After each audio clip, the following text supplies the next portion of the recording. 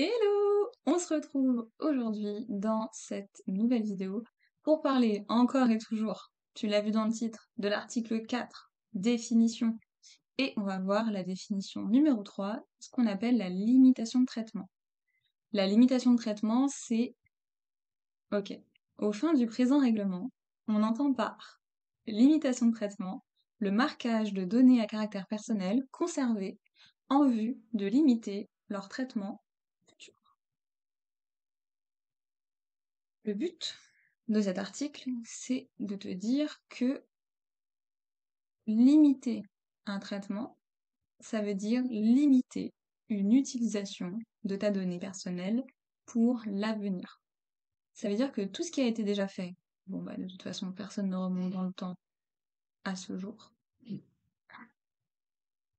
Et l'idée, c'est de limiter l'utilisation de ta donnée personnelle pour l'avenir.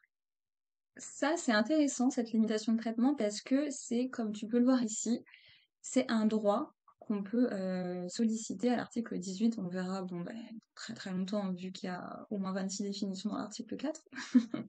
Et qu'entre l'article 4 et l'article 18, il y en a quand même pas mal d'autres à voir ensemble. Mais en fait, la limitation de traitement, c'est intéressant. Je vais donner l'exemple. Quand quand tu reçois des spams par une agence publicitaire bien méchante, bien démoniaque, tout ce que tu veux, tu te fais spammer de l'infini et ça t'embête. Et en fait, un des réflexes qu'on a, c'est leur demander de supprimer notre donnée personnelle. Pourquoi, à mon sens, c'est bien, mais c'est pas la meilleure option? C'est parce que si tu lui demandes de supprimer ta donnée personnelle, et qu'elle le fait vraiment, elle n'aura plus aucun souvenir de ton existence dans sa base de données. Donc, si il s'avère qu'elle récupère à nouveau ta donnée personnelle par ses moyens de prospection, d'analyse du marché, d'enquête, etc., elle va te retrouver et donc elle va te reprospecter, te respammer de l'infini parce que vu qu'elle t'a supprimé, bah elle sait pas que t'as existé et donc elle va te recontacter.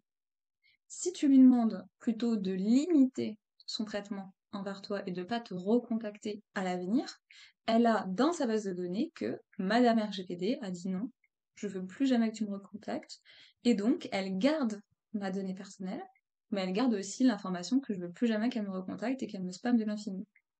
Et là, c'est une bonne illustration de limitation de traitement. Ça te permet de dire à l'avenir, je ne veux plus jamais que tu utilises ma donnée personnelle pour telle situation.